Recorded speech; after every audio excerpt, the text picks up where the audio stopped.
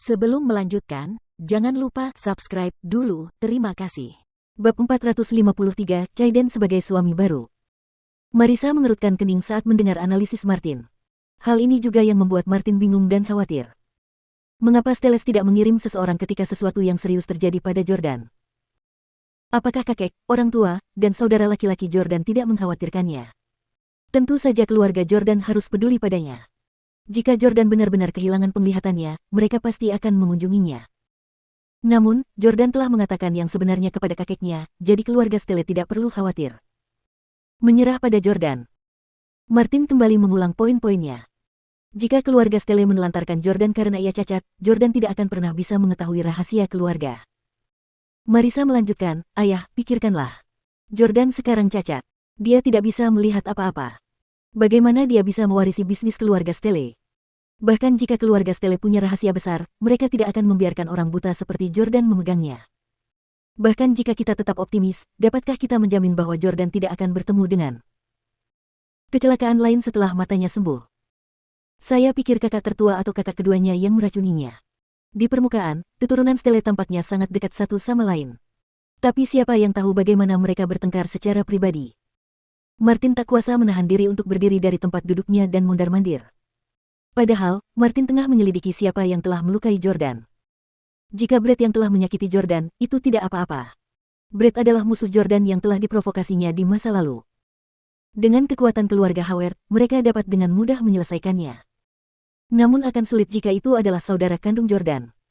Martin mendesah. Jordan jadi murung sejak kehilangan penglihatannya. Aku benar-benar takut dia tidak akan berani bersaing dengan kedua saudaranya. Marissa mendengus dingin. Jordan hanyalah menantu yang tidak berguna. Bagaimana dia bisa dibandingkan dengan kedua saudaranya? Kedua saudaranya mempermainkannya seperti orang bodoh. Kau lihat Jesse ketika dia datang terakhir kali. Dia jauh lebih kuat daripada Jesse. Selain itu, aku punya perasaan bahwa dia memperlakukan Jordan dengan baik di permukaan, tapi sebenarnya dia tidak mencintai adiknya itu sama sekali. Dan binatang itu, Jamie. Dia menangkap putriku untuknya.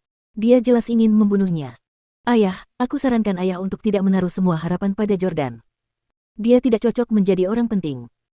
Martin mendesah lagi. Ia mengepalkan tinjunya dan memukul meja mahoni itu. Aku sangat marah. Aku tidak bisa menerima ini. Charleston sudah memanggil Jordan dan Lauren ke Inggris. Jelas bahwa dia akan memberitahu Jordan tentang rahasia keluarga Steele. Tapi sesuatu seperti itu terjadi pada Jordan di saat kritis ini. Itu pasti Jamie. Dia takut Jordan akan menjadi ancaman baginya jika dia mengetahui rahasia keluarga. Marissa mengangguk. Benar. Kali ini dia diracuni hanya sebagai peringatan. Kalau Jordan sampai tahu rahasia keluarga lagi, aku khawatir dia akan dibunuh.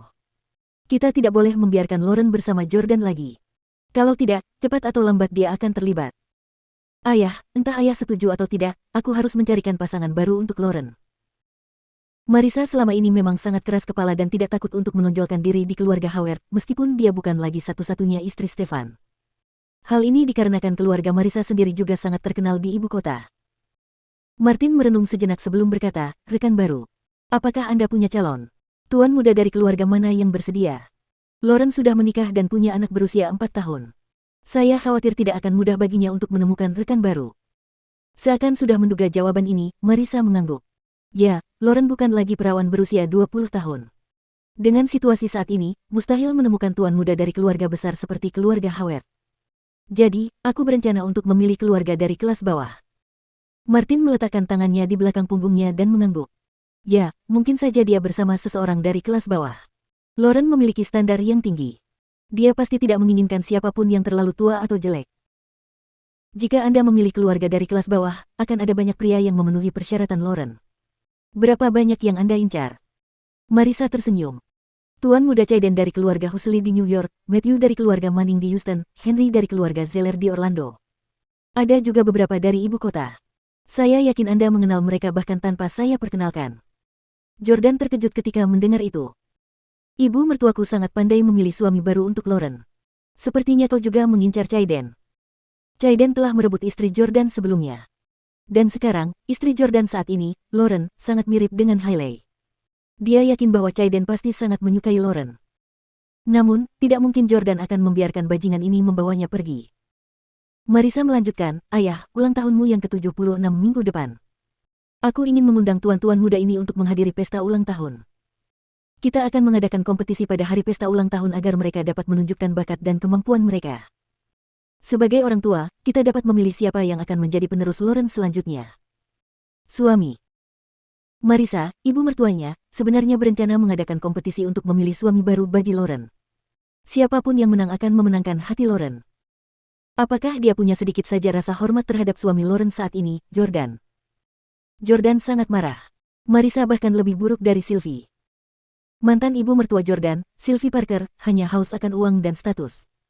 Namun bagi Marisa, tidak peduli seberapa kaya Jordan, dia tetap membencinya. Terlebih lagi, dia telah menaruh semua kebenciannya pada Jordan karena dia telah melukai Brett. Bagaimanapun, dia adalah ibu Brett, tetapi dia juga harus melihat apa yang dilakukan putranya kepada Jordan. Martin berkata, Jordan dan Lauren belum bercerai. Tidak pantas bagimu untuk memilihkan seorang suami untuk Lauren di pesta ulang tahunku, kan? Marisa membalas. Apa yang kau takutkan? Mengingat kondisinya saat ini, Jordan pasti tidak akan membuat keributan besar di pesta ulang tahun dan mempermalukan dirinya sendiri. Dia tidak akan bisa melihat apapun. Jika saatnya tiba, kami akan mengatakan bahwa kau ingin melihat kemampuan seperti apa yang dimiliki anak muda di sekolah mereka. 20-an. Biarkan mereka tampil dan anggap itu sebagai cara untuk memeriahkan pesta ulang tahunmu. Martin berpikir sejenak dan berkata, baiklah, tapi jangan terlalu mencolok. Batasi jumlah orang yang tahu alasan sebenarnya.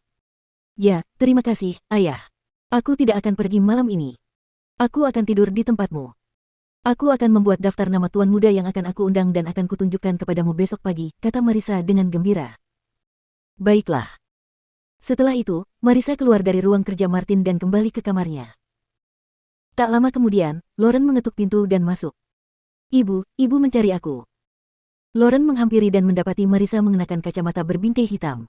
Dia sedang menggesek iPad-nya, memilah-milah beberapa dokumen, dan membuat catatan. Dia tampak sangat sibuk. Marisa tersenyum saat melihat Lauren. Putriku sayang, kemarilah. Lihat anak-anak laki-laki ini. Menurutmu, siapa yang paling tampan? Marisa menyerahkan iPad itu kepada Lauren.